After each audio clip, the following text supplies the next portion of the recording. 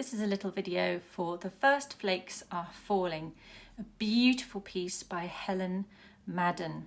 It's so pretty and there's lots of lovely details on this piece, so it's great to discuss this at the end. I'll play it through first so you can have a little look at how it sounds and how I'm using the technique, and then we'll talk about some of those details afterwards. So the metronome mark is dotted crotchet equals circa 50, around about 50. So this would be each dotted crotchet. The time signature is 6/8, which is compound duple. We've got 2 beats in each bar. It's just that each beat is a dotted crotchet. So there's 3 quavers in beat 1, 3 quavers in beat 2.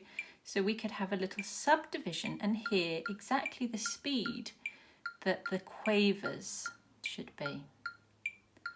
1 and a 2 and a 1 and a 2 and a. So that's our tempo. Let's have a listen.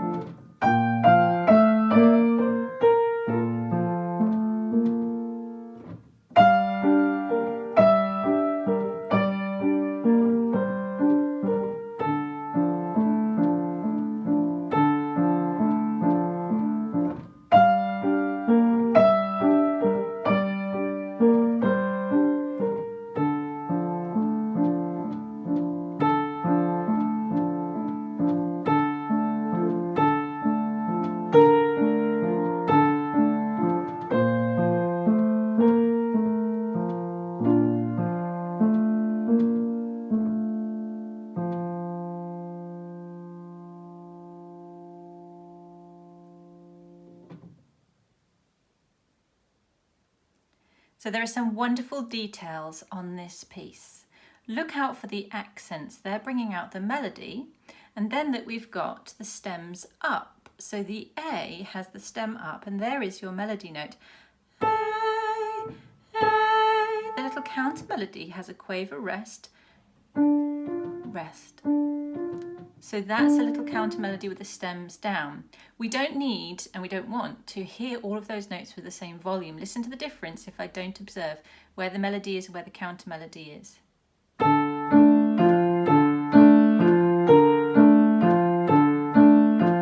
I'm not observing the note lengths, and I'm definitely not observing where the melody is. So it sounds like the melody is la la la la la la la, which it isn't. Of course, we've got this sustained sound with the melody, stems up. La, la, la. So you've got to hold that note for the dotted crotchet and sing that note out stronger than the accompaniment.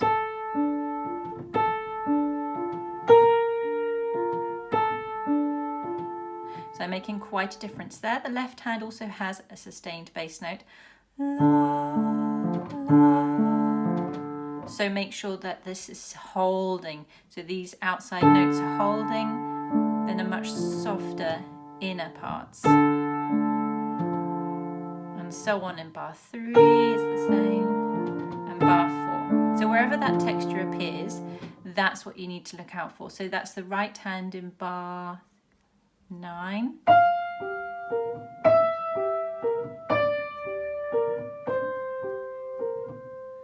And then in bar 11, it's holding for the 2 beats of the bar.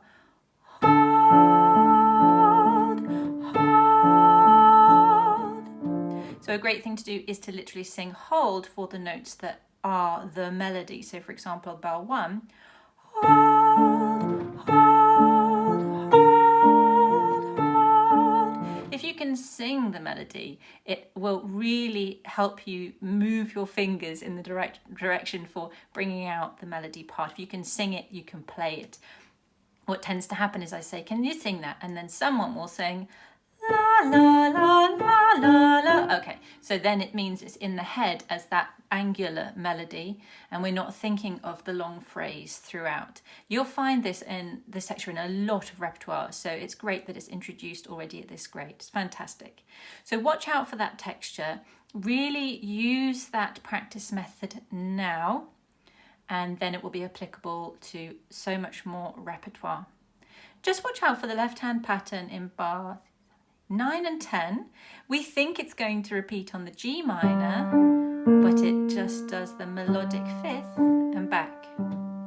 Then G minor again, up and down from G.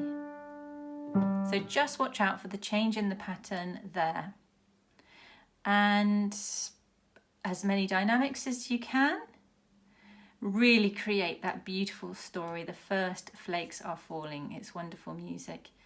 So really try to tell the story as you play that music, observing all those musical details to make it sound beautiful. It will really make the difference if you observe all of those details in the notation, in the technique, in the way you practice, and then ultimately the way you perform it. It will make all the difference and it will sound really beautiful. So any comments, pop them underneath and enjoy.